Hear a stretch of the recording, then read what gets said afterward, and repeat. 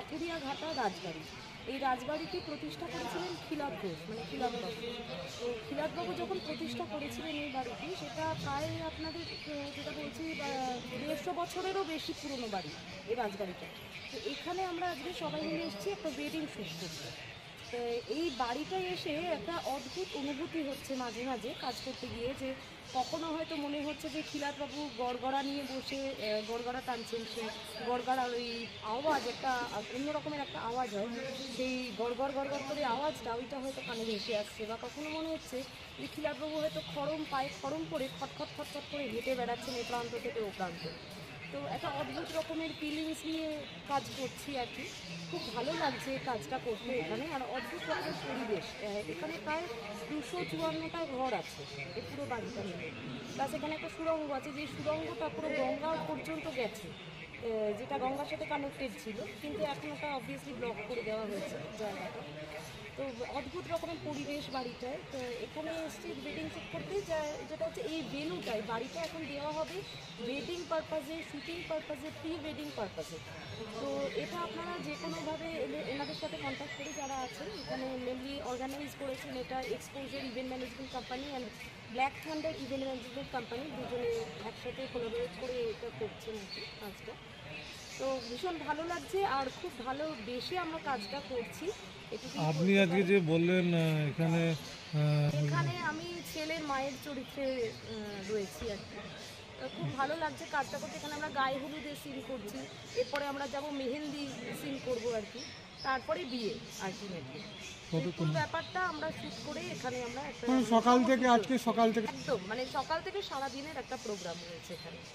খুব ভালো লাগছে আমাদের সবার এখানে। আপনার কেমন লাগছে যে এরকম একটা রাজবাড়ি এত প্রাচীন, যেটা পরিত্যক্ত অবস্থায় ইভেন্টের জন্য তারা ভাড়া দেওয়ার চেষ্টা চালাচ্ছে, তারই একটা ব্যাপার। তো আপনার কি মনে হয় সেই জায়গা দাঁড়িয়ে? হ্যাঁ, এখানকার রাজামশাই যিনি ছিলেন উনি মারা গেছেন, তারপরে রানীমা এবং তার পুত্র, একমাত্র পুত্র সন্তান রয়েছে। তো তার জন্য এত বছর ওনারা কোনো ভাড়া দেননি। তো তারপর থেকে এখন রানীমা আবার ডিসাইড করেছেন আর কি যে এই বাড়িটা ভাড়া দেবেন। তো সেই জন্য বাড়িটা এখন রেনোভেশনও করা হচ্ছে, এবং আপনারা দেখতেই পাবেন যে আমরা শ্যুট করছি। এত সুন্দর লোকেশন, এত সুন্দর বাড়ি, তো ভাবা যাচ্ছে না, মানে ভাবতে পারছি না এরকম পরিবেশে। আরো বিভিন্ন যারা ইভেন্ট যারা করেন আর কি, তাদের উদ্দেশ্যে কি বলবেন? তাদের জন্য এই জায়গাটা আসার জন্য তাদেরও আমি বলতে চাই যে তারাও আসুন এখানে, দেখুন ভেন্যুটা দেখুন। স্পেশালি এখানে যে বাড়ির ভেতরে একটা অসাধারণ মন্দিরও রয়েছে, হ্যাঁ, প্লাস গেটে দিয়ে ঢুকেই একটা শিব মন্দির রয়েছে খুব সুন্দর। এখানে অনেক কিছু দেখার আছে, মানে উঠোনটা তো বিশাল বড়, আর চারদিকে পুরো ঘর দিয়ে ঘেরা। ডাইনিং রুমটা বিশাল, একটা বিশাল বড় শ্বেত পাথরের ডাইনিং টেবিল আছে। তো এরকম অনেক কিছু জিনিস আছে যেটা, প্লাস আপনাদের মানে অত বছর, মানে 150 বছরেরও পুরনো স্ট্যাচু, যেটা সব থেকে আমার বেশি মানে আমাকে আকর্ষণ করে অ্যাট্রাক্ট করেছে, সেটা স্ট্যাচু। মানে বিভিন্ন ধরনের এই যে তখনকার দিনের স্ট্যাচুগুলো রয়েছে, এগুলো এসে আপনারা দেখতে পাবেন যে এর সাথে দাঁড়িয়ে আপনারা যদি শ্যুট করতে চান, কোনো মুভি শ্যুট করতে পারেন, কোনো মেগা সিরিয়ালে শ্যুট করতে পারেন, এছাড়া ওয়েব সিরিজে শ্যুট করতে, যে কোনো শ্যুট এখানে করা যায়। মানে লোকেশন ভীষণ ভালো, ভীষণ ভালো, আর বিশাল বিশাল ঘরের সাইজ। তো এটাই ভীষণ ভালো লাগছে আমাদের কাজ করতে। ধন্যবাদ। আমি Moumita Ganguly from Exposure Events SKT Group. আমরা এই পাথুরিয়াঘাটা রাজবাড়ি, যে রাজবাড়িটা অ্যাকচুয়াল নাম হচ্ছে খেলাদ ভবন, খেলাদ ঘোষের নামে এই প্রপার্টি। ওনার এখানকার সমস্ত কিছু ছিলেন, বাবু কালচারে উনি বিশ্বাস করতেন, বা ওই কালচারেই এই বাড়িটাকে চালিয়েছেন। এখানে 12 মাসে 13 পার্বণ হতো, যেটা এখন আস্তে আস্তে আস্তে আস্তে আস্তে বিলুপ্ত হয়ে যাচ্ছে। তো আমরা আবার নতুন করে প্রপার্টিটাকে তুলে ধরার চেষ্টা করছি, যাতে নাকি বাঙালিরা জানতে পারে যে এত সুন্দর একটা জায়গা রয়েছে, যেখানে বিয়ে বাড়ি থেকে শুরু করে যে কোনো রকমের অকেশন আমরা করতে পারি। প্লাস আমরা একটা রেস্টুরেন্টও আনছি এখানে, একদম বাঙালি রাজবাড়ির কনসেপ্টে। সেটা এখনই আমি রিভিল করব না, যখন হবে তখন নিশ্চয়ই জানানো হবে প্রত্যেককে, আপনাদের সবাইকেই। কাম্য করব যে এখানে সবাই আসুক, শ্যুট করুক, না বিয়েবাড়ির জন্য বুক করুক, যাতে হেরিটেজ প্রপার্টিটার সৌন্দর্যতা বজায় রেখে প্রপার্টিটাকে বাঁচিয়ে রাখা যায়। That is the main motto. Thank you so much. আমি আর আমার ছেলে আর আমার অফিসাররা রয়েছেন। আমি অফিসের উপর খুব ডিপেন্ড করি, কারণ আমার অফিসাররা আমার স্বামীর আমল থেকেই রয়েছেন। ওনাদের উপর আমার খুব বিশ্বাস রয়েছে, এবং আমি যা কিছু আমাদের বাড়িতে হয় সব কিছুই অফিসাররাই করেন, এবং অফিসাররা আমাকে জানিয়ে দেন ওনারা কিছু করবেন, যখন আমাকে বলে দেন যে এই জিনিসগুলো আমরা করবো, আমি তাদের বলে দিই, ওরা আমাকে জানিয়ে সব কিছু করে, কিন্তু অ্যাকচুয়ালি আমি অফিসারদের উপরেই ডিপেন্ড করি। আমার অফিসারদেরই আমার কাছে এতদিন ধরে রয়েছেন, আমার স্বামীর আমল থেকে। আমি যা কিছু করেন ওনারাই সমস্ত কিছু দেখাশোনা করে আমাকে জানান, তারপর আমরা ভেবে চিন্তে কোনো ডিসিশন নিই। এত বছর ধরে রাজবাড়িকে আপনি নিজের হাতে যেভাবে সাজিয়ে বা চালিয়ে এসছেন, পরিচালনা করে আজকে এই অবস্থায় এসে এরকম একটা ডিসিশন নিচ্ছেন, তো কি বলবেন, কি মনে হচ্ছে, কেন এরকম? আমি এটুকুই বলবো যে এই সব কিছু সম্ভব হয়েছে আমার অফিসারদের জন্য। ওরা এই সমস্ত কিছু, আমার স্বামী চলে যাওয়ার পরে আমি আর আমার ছেলে আর তো কেউ নেই, সুতরাং আমার অফিসাররাই এই সমস্ত কিছু দেখেছেন, যা কিছু সামলাবার, যা কিছু করবার সব ওনারাই করেন।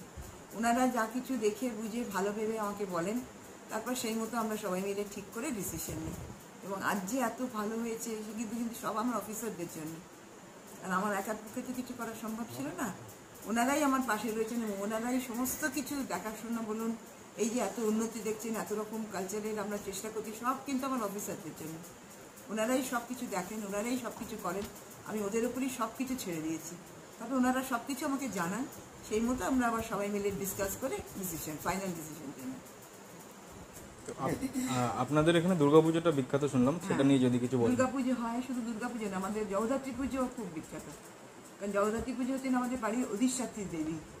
কাজে যেমন ধরুন আমরা এমনিতে পুজো করার সময় ভাসান দিয়ে আমি তো বরণ করতাম, এখন আমার স্বামী যখন ছিলেন, বরণ করার পরে আমাদের বাড়ির নিয়ম ছিল আমরা মেয়েরা সবাই ঘাটে যেতাম, গঙ্গার ঘাটে গিয়ে বিসর্জন দিতে যেতাম। কিন্তু যেহেতু জগদ্ধাত্রী ঠাকুর আমাদের অধিষ্ঠাত্রী দেবী, সেজন্য আমি বরণ করার পরে আর ঘোষবাড়ির কেউ ওনার গমনটা দেখবে না, মানে উনি যে চলে যাচ্ছেন এটা আমরা কেউ দেখবো না। আমি তো দেখবোই না, আমি তো পেছন ফিরে চলে আসবো, কিন্তু পরেও যখন ভাষণটা নিয়ে যাবে তখন আমাদের বাড়িতে আর যারা আছে তারা নিয়ে যাবেন। ঘোষবাড়ির কোনো লোক কিন্তু, মেম্বাররা কিন্তু এই ওনার গমন চলে যাচ্ছেন এটা দেখবে না, কারণ উনি আমাদের অধিষ্ঠাত্রী দেবী, উনি চলে যাচ্ছেন এটা কেউ আমরা দেখবো না। এখন কি করতে চাইছেন, যে মানে এই বাড়িটাকে এখন কি করতে? এখন আমরা যেরকম চলছে এইরকমই রাখছি, ওই কিছু কিছু আমরা চেষ্টা করছি যে কালচারের দিকে, যেমন গান বাজনা এইসবগুলো চেষ্টা করছি যদি এখানে কিছু করা যায়। এই আর কিছু কিছু আমাদের রিপেয়ারিং এর দরকারে আমরা কিছু কিছু শুটিং এতে করছি, বা বিয়ে বাড়ি ভাড়া দিচ্ছি, এইগুলো করছি তো মেনটেন্যান্সের জন্য। কারণ আমাদের বাড়িটা দেখতে পাচ্ছেন আমাদের দুমহলা বাড়ি, এই বাড়ির পাশে কিন্তু আরেকটা মহলা আছে, দুমহলা বাড়ি আমাদের। দুমহলা বাড়ির, এখনকার দিনে দুমহলা বাড়ির প্রত্যেকটি জায়গা যদি ঠিক মতো রাখতে হয় তাহলে অনেক টাকার দরকার হয়, তাই না? 12 মাসে 13 পার্বণ, সেগুলো আমাদের সব হয়। সেগুলো কি এখনো রীতি মেনে চলে আসছে? আমার স্বামীর আমলে অনেক বেশি ভাবে হতো, কিন্তু আমি আসার পরে অনেক কিছু বন্ধ হয়েছে, কারণ আমার পক্ষে একা করা তো সম্ভব না। এখন তাহলে সেই সব অতটা জাঁকজমক যেটা ছিল আমার স্বামীর আমলে, সেটা থেকে অনেকটা কমেছে। তবে আমরা মোটামুটি চেষ্টা করেছি ওর যে ধারাটা বজায় রেখেছিল সেটা একটু বজায় রাখা। আপনার নামটা কি? হ্যাঁ, আপনার নাম? আমার নাম করবী ঘোষ। করবী, ধন্যবাদ। আর আমরা ইভেন্ট ম্যানেজমেন্ট কোম্পানি বলেইছি আগে, এক্সপোজার ইভেন্ট ম্যানেজমেন্ট। আমরা একটা বিয়ের বুকিংয়ের জন্য মেনলি এখানে আসি, খুব কাকতালীয় ব্যাপার। তো এসে তারপরে এখানে আমরা সমস্ত কিছু দেখি, ভাবি যে এত ভালো ভেন্যুটা এইভাবে পড়ে আছে, এরকম একটা, যখন আমরা এসছিলাম তখন সন্ধে হবে করছে, তো একটা অন্ধকারের মধ্যে এত ভালো একটা ভেন্যু পড়ে আছে, এত ভালো একটা জায়গা যেখানে আমরা কী বলবো, আমরা অনেক কিছু এখানে করতে পারি, বিয়ের বাড়ি থেকে শুরু করে, তারপরে শুটিং থেকে শুরু করে, কর্পোরেট বুকিং থেকে শুরু করে, এভরিথিং আমরা এখানে করতে পারি। কিন্তু এটা এরকমভাবে পড়ে আছে কেন? তো তার ইতিহাস জানতে গিয়ে জানলাম যে সেই সময়ে খেলাদ ঘোষ এই প্রপার্টিটা তৈরি করেছিলেন, যিনি সেই সময় এই বাবু কালচার যে ব্যাপারটা ছিল সেই সময়কার একজন পথিক ছিলেন। তিনি এই ব্যাপারটা যখন তৈরি করেন, তৈরি করার পর এখানে 12 মাসে 13 পার্বণ হতো এবং এখানে প্রচুর দান ধ্যান এই সমস্ত করা হতো। এবং এই সময় ঠাকুর রামকৃষ্ণদেব এখানে এসে একটি রাত কাটিয়েছেন। তার বাড়িতে, তার ঘরটা এদিকে আছে, আমি পরে আপনাদের দেখিয়ে দেবো।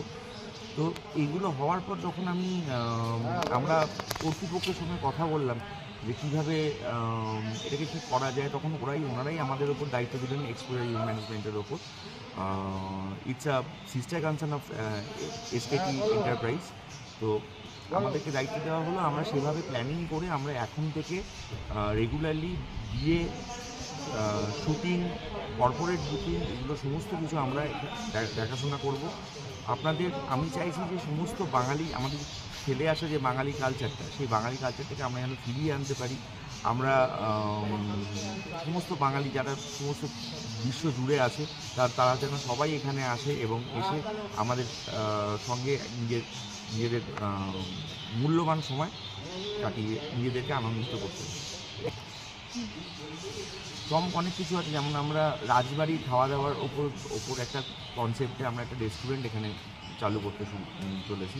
আমরা এখানে হোমস্টে ব্যবস্থা করছি, হোমস্টে করার জন্য, থাকার জন্য, এবং আমরা দুর্গাপুজোতে একটা কিছু প্ল্যানিং করব। এগুলো সবই চমক, রথের সময় প্ল্যানিং করব। আমরা যেটা করতে চাইছি যে কালচারটা এই বাড়ির ছিল 12 মাসে 13 পার্বণ, এই 12 মাসে 13 পার্বণে আমরা সমস্ত বাঙালিকে এক জায়গাতে এনে আমরা আমাদের কালচারটাকে চালিয়ে নিয়ে যাব।